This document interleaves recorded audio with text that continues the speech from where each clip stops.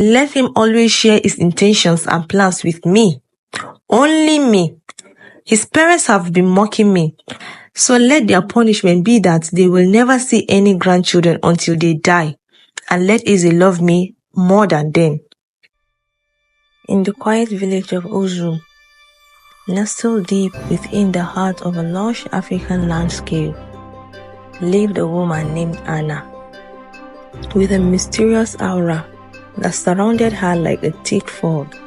Her husband, Eze, adored her despite the challenges they faced in their marriage. They had been married for several years, but Anna had not been able to conceive a child, which brought great sorrows and frustration to their lives. Eze's parents, especially his mother, began to mock Anna for her barrenness. In their culture, a woman's worth was often measured by her ability to bear children, and Anna's inability to do so made her the target of gossip. The villagers whispered that she was cursed or had angered the gods, but Anna knew there was something deeper and more mysterious at play. One night, overwhelmed with despair, Anna decided to visit a local shrine, seeking answers and solutions. The old priest, with a voice full of authority and wisdom, spoke to her. "Why are you crying, Anna? You are living your best life in the water with your many children who adore you. Don't you remember always playing with them happily? It manifests in your physical life. Your spirit husband always cherishes you. All you need to do now is to let Eze go and marry another woman to have his own children, while you return to your parents' house and continue living your happy life. You shouldn't have been married physically in the first place. Are you not happy with your spirit husband who always comes to sleep with you at night and get you what you want?" Anna was overwhelmed by the priest's words, confused about who she truly was. The revelation shook her to her core as she realized that it was her spirit husband and the children in the water who had been the source of her joy and companionship at night. She pondered this newfound understanding, realizing that she had unknowingly been bound to this mystical union, and that's why she could not connect with any other man. She thought, so this is why I have been unable to cope with anyone else. My heart belonged to the water prince. But Anna refused to accept this fate. I will never leave Eze to marry another wife. I won't be disgraced again in my village, even if I'm no longer young enough to give birth to Eze's children. I will live with him till our old age. I can't go back home to be lonely and mocked in the village. I refuse to accept this as my fate. With these thoughts, Anna left the shrine angrily and returned home, keeping her visit a secret from Eze.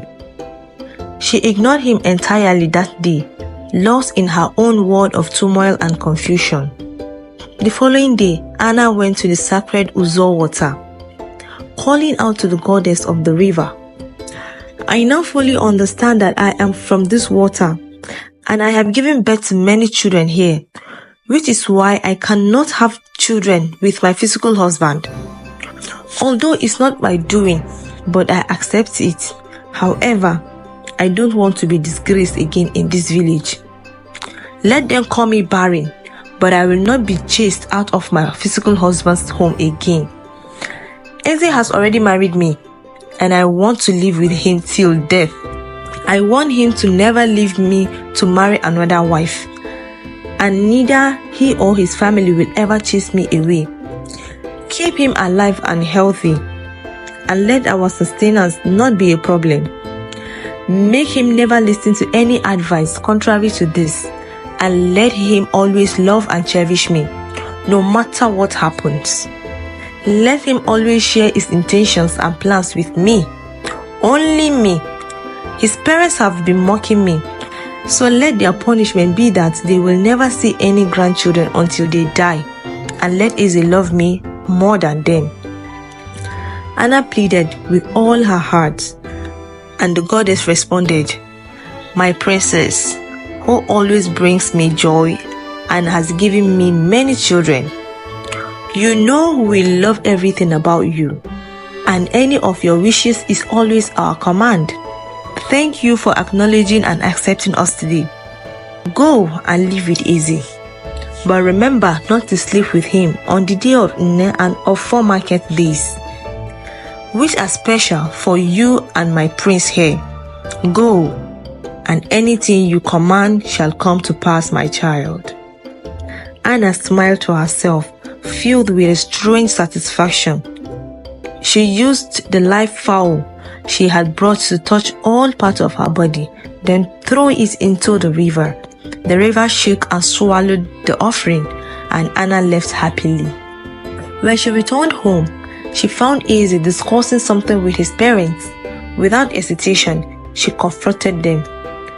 "Honey, what are you doing with these witches and wizards who had sworn that we will never have a child, especially your mother? She's been the one causing my childlessness and still comes here to give stupid advice. Now focus on your old self and your old husband and leave us alone. Stop manipulating us with your witchcrafts."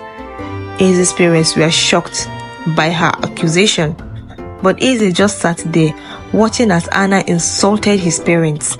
Instead of defending them, he calmly asked them to leave, promising to visit them later. However, his father did not agree to leave quietly. Enraged by Anna's words, he slapped her, warning her never to repeat such nonsense again. Eze tried to hold his father back to prevent further violence, but his father slapped him too, telling him to wake up from whatever charm Anna had used to hold him so tightly. They left in anger, while Anna shouted, "You will regret ever touching me." That night, while Eze was taking his bath, Anna went outside, carrying a water in a bowl. She looked up and cried, "Goddess of Ozum water, I call on you this night." Eze's father had the audacity to lay his hands on me, strike him with death as a warning to his wife and others who dare challenge me. This is my home, and he cannot come here to hit me. Let him die so he won't trouble me again. There were thunder strikes, and Anna smiled. Knowing her request had been heard, she went back inside, acting as if nothing had happened. The following day, Eze's mother called him, crying that his father couldn't wake up from his sleep and had died. Eze was shattered and shocked. When he told Anna the news, she smiled to herself and coldly remarked, "Let the old man go and rest." Eze was surprised by her response. "What do you mean by that?" he asked. But Anna only replied, "Never mind." They mourned and buried Eze's father, and life continued. But whenever Eze went to seek answers about his childlessness, he would come back and tell Anna everything, even when people told him that the problem was his wife and that she would never conceive in her life, advising him to marry another wife if he wanted children. He would still come back and tell Anna, and she would always dismiss the advice, saying, "Don't mind them.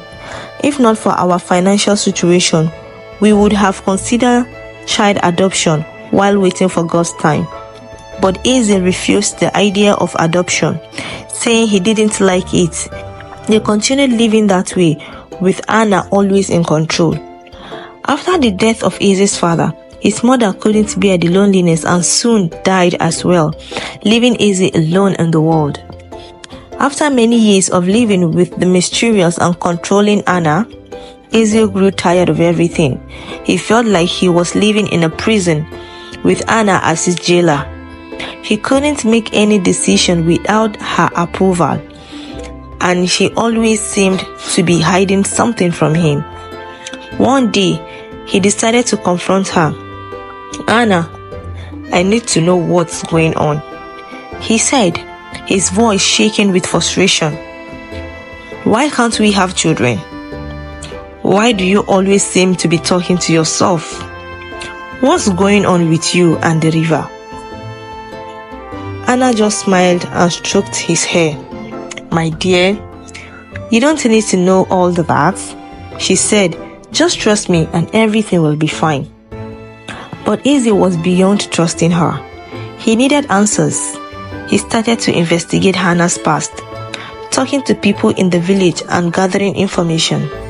Eventually, an old man took him to a native witch doctor in another village who revealed the truth.